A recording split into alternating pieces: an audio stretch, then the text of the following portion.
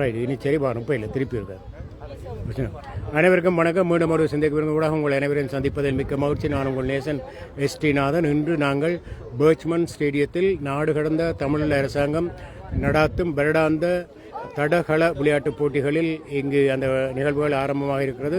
அந்த வகையில் அதில் முக்கிய பொறுப்பாளராக இருக்கும் ஒரு நண்பரை இங்கு சந்திக்க இருக்கிறோம். அவரை வருக வருக என இந்த நேர்காணலுக்கு அழைக்கிறேன். வணக்கம் ஐயா. வணக்கம். எப்படி இருக்கிறீர்கள்? சரி, உங்களை பெரிய ஒரு சிறு அறிமுகம் உங்கள் நேர்களுக்காக சொல்ல முடியுமா? நிச்சயமாக. நான் ஜெயக்குமார் ஐயா துறை. நான் நாடு கடந்த தமிழ் அரசாங்கத்தின் விளையாட்டுத்துறைக்கு பொறுப்பாக இருந்தேன். இப்போது அதன் நிதித்துறைக்கு பொறுப்பாக இருக்கின்றேன். இங்கு நடக்கும் வருடாண்ட மெய்வல்லுநர் போட்டி, தடகள போட்டிக்கு ஒவ்வொரு வருடமும் வந்து இந்த போட்டியை நடத்தி கொடுத்து அதுக்கான உதவிகளை செய்து கொடுத்து கொண்டிருக்கின்றேன். இந்த வகையில் இந்த முறையும் இந்த விளையாட்டுப் போட்டிக்காக சமூகம் அளித்திருக்கின்றேன். சரி, இன்று இந்த விளையாட்டுப் போட்டிகள் பார்வைக்கு மழைக்குணமாக இருக்கிறது. மழை வருமா வராதாண்டே தெரியாது. சரி, இந்த விளையாட்டுப் போட்டிகளில் என்னென்ன சிறப்பான அம்சங்கள் என்று நடைபெற இருக்க என்று குறிப்பிட முடியுமா? இதை நேரலையில் பார்த்து கொண்டு போவர்கள் முடிந்தால் வருவார்கள். பிள்ளைகளை கூட்டி வரக்கூடிய சந்தர்ப்பமும் இருக்கும். என்ன விதமான சிறப்புகள் இன்றைக்கு நடைபெற இருக்கிறது? இது கூடுதலாக நாங்கள் சிறுவர்களைத்தான் கூட ஊக்குவிப்போம். காரணம் அவர்களின் வளர்ச்சிக்கும் அவர்களின் உடல் ஆரோக்கியத்துக்குமாகத்தான் இந்த ஒழுக்கம் பல நிகழ்வுகளுக்காகத்தான் இந்த விளையாட்டுப் போட்டிகளை நாங்கள் நடத்தி வருகின்றோம்.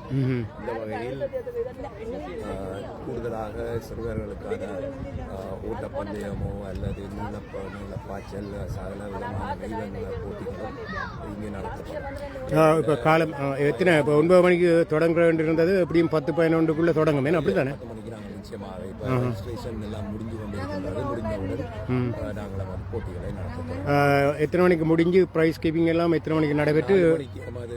இதன்படி நாங்கள் 4 மணிக்குள்ள இதை முடித்து 4 மணிக்குள்ளையில் எல்லாத்தையும் முடித்தோம். மறுபடியும் இந்த பிள்ளைகளுடைய சிறு பிள்ளைகள் இங்கே நீண்ட நேரமாக நிற்க போகிறார்கள். அவர்களுக்குரிய உணவு பண்டங்கள் அல்லது குடிபானங்கள் என்று ஏதாவது ஒழுங்குகள் இருக்கின்றனவா அல்லது என்ன மாதிரி? இந்த ஸ்டேடியத்தின் ஒழுங்குமுறையின்படி நாங்கள் எந்த விதமான உணவுப் பொருட்களையும் விநியோகிக்க முடியாது. தடையாக இருந்தது.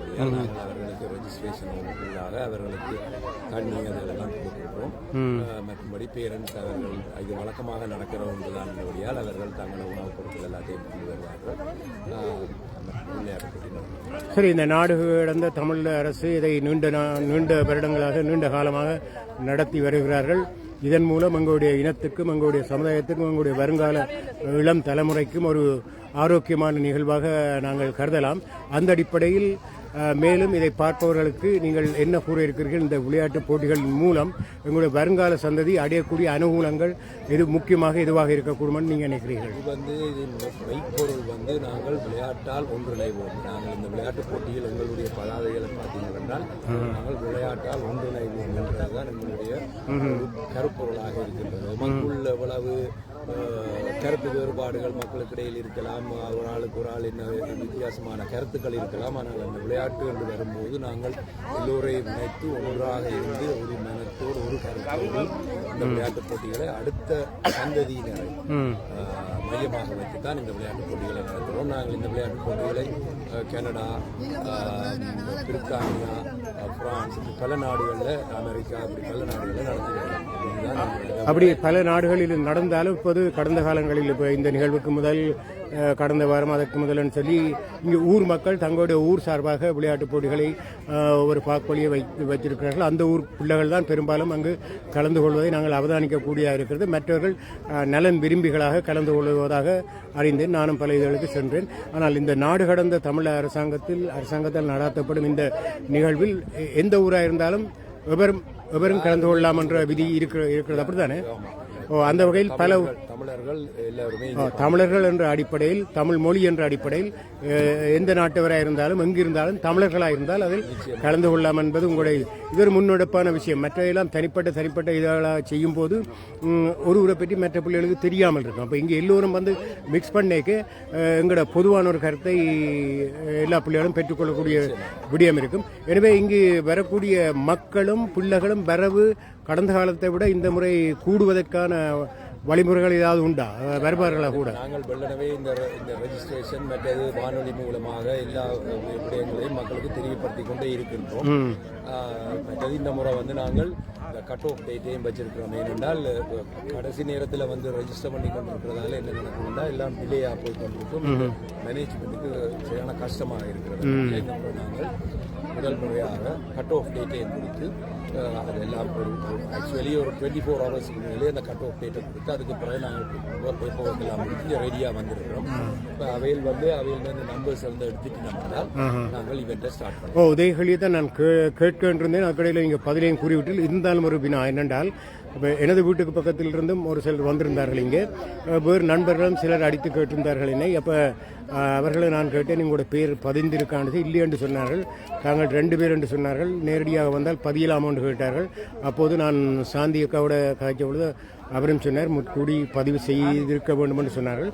இப்போ சில வேளை கடைசி நேரத்தில் ஒரு 2-3 பிள்ளைகள் கனவேர் இல்லாமல் ஒரு சிலர் வந்தால் அதை நீங்கள் சேர்த்துக் கொள்வதற்குரிய ஒரு முன்னேற்பாடுகளாக அப்படி செய்ய முடியாது. அங்கே ஒரு இடத்துல ஒரு முற்றுப்புள்ளி வச்சுதான் அடுத்ததை தொடங்க வேண்டும். ஆமாம், அதை விட இது ஒரு பழக்கமாக இது ஒரு ஒரு ஒழுக்கம், ஒழுக்கத்துக்கு அது வருது. சிறு பிள்ளைகள்ல இருந்து பெற்றோர் வரை அதை அறிந்திருக்க வேண்டும். ஹை ஸ்கூலுக்கோ அல்லது யூனிவர்சிட்டிக்கோ எங்கேயோ எல்லா இடமுமே ஒரு டெட்லைன் ஒன்று இருக்கு. அந்த டெட்லைனை தாண்டி நீங்கள் அதுக்கு பிறகு போக முடியாது.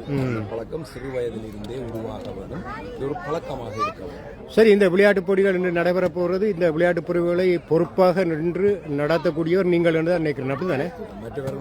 மற்றவரோடு சேர்ந்து நீங்கள் தான் முக்கிய பொறுப்படுத்தி ஒரு டீம் சேர்ந்து நடக்க போகிறோம். சரி, இந்த வகையில் நீங்கள் கவனி வலைத்தளம் எஸ்டினாவுடைய பார்வையாளர்களுக்கு நீங்கள் என்னத்தை கூற இருக்கிறீர்கள் இறுதியாக?